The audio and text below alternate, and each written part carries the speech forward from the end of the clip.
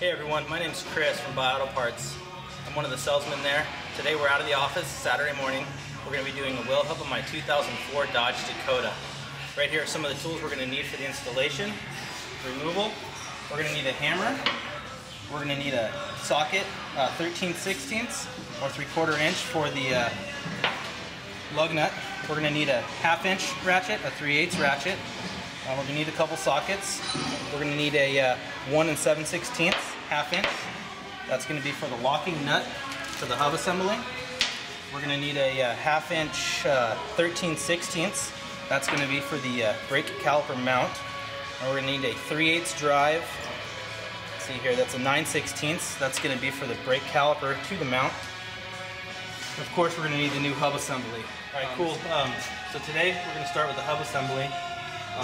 For starters, you're going to want to remove all the brake components. So you're going to start with the actual caliper. You're going to use a 3/8 ratchet along with the 9/16 wrench. You're going to remove all the hardware that holds the caliper on. Okay. As soon as you get all the hardware out that holds the brake caliper on, you're going to go ahead and remove the brake caliper.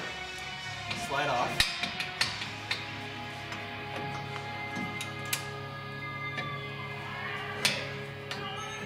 A little bit of work, sometimes you need to use a screwdriver. All the time. Alright, so we're going to go ahead and remove the brake caliper. Use a little screwdriver, a little spry.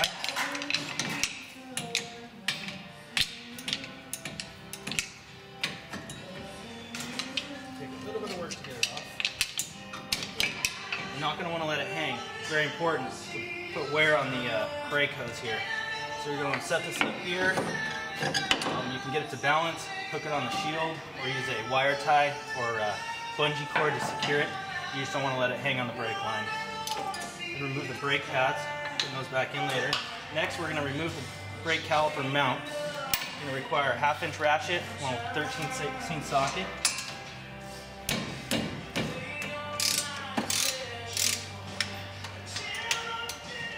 Going to be 2 mounting bolts. Loosen those up. Sometimes they can be pretty stubborn. The vehicle has some rust.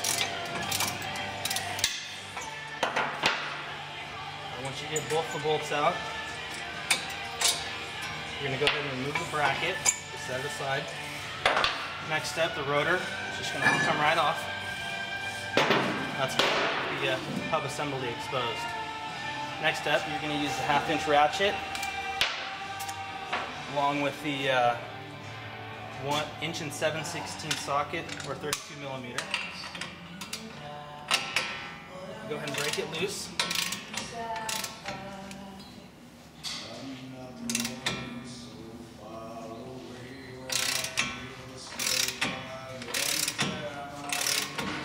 Sometimes you might need to use some lubricant like some WD-40 or penetrating grease. The lubricant if there's a lot of rust. Next step is going to be removing the actual hub assembly. So now right now we're trying to remove the hub assembly. Depending on how bad it is and heat generated in the hub, if it's going bad, it can make it pretty tough to get it off the actual spindle. So it can take some work, either a puller, give it some love with a hammer here. Hopefully try to work it off.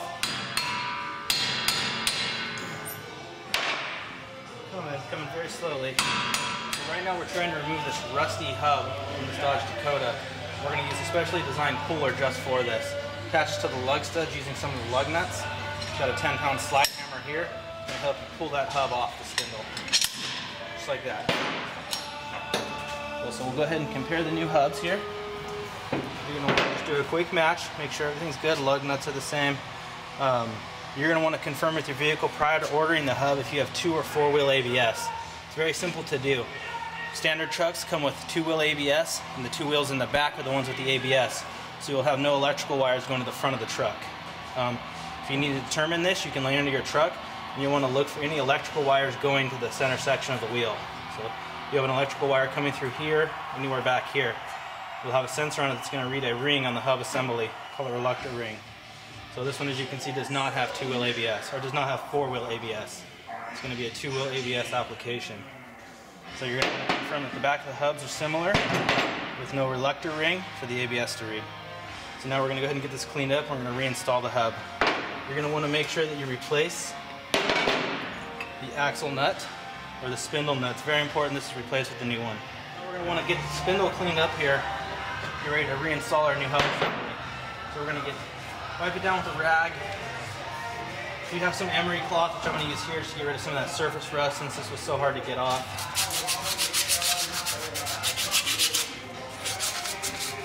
You're not going to want to use any kind of heavy sandpaper or anything. No power tools. You're just want to kind of clean that surface rust off of this. Get ready for the reinstallation of the hub. Spray it off here. Some cleaner. And wipe it down. And we'll make sure there's no debris along where the hub is going to sit against the spindle head here. Very important, or the spindle or the hub assembly won't properly seat. Now we're going to go ahead and reinstall the hub assembly. You can see that went all the way down. You're going to want to confirm it's sitting flush with the back of the spindle. See, it spins nice and free. So now you're going to want to install your brand new spindle nut.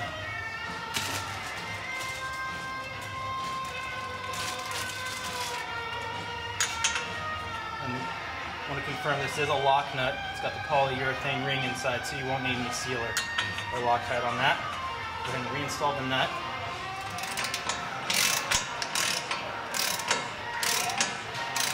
We're going to want to snug this down. And then after this, you're going to want to grab your torque wrench. Because this is going to need to be torqued to the specific specifications of the vehicle. In order to determine that, it's best you either look in the manual or contact a local dealership to find out the correct specifications of torque set this. Alright, so now we're going to go ahead and torque this to the specifications for the vehicle.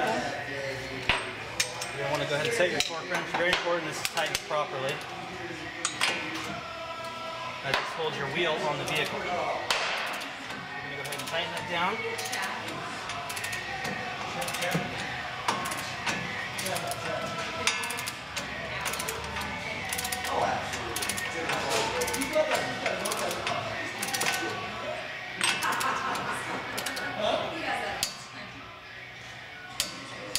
Okay, properly torqued.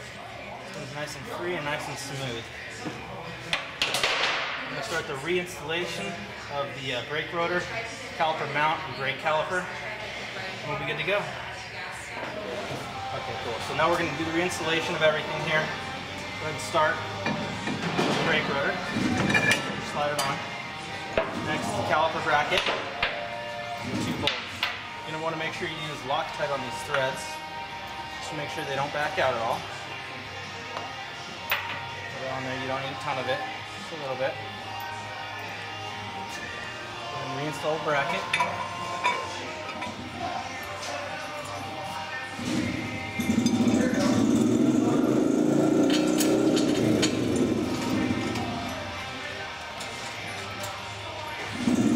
Get both of those bolts started. Go ahead and tighten them down.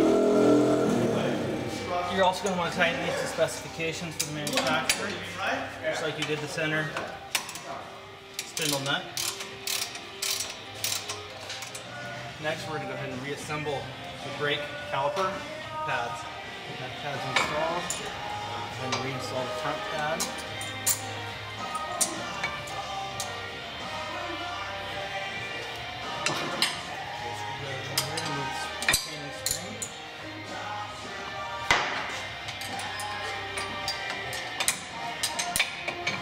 After those are installed, pulled away.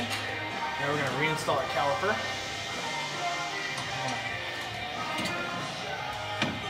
Slide the caliper over and take a little bit of the hammer.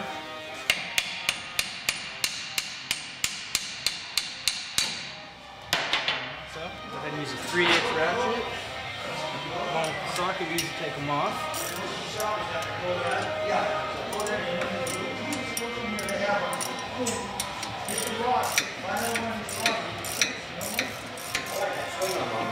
Alright, we're going to go ahead and tighten these down.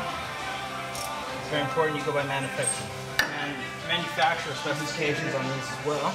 So hold on all your braking.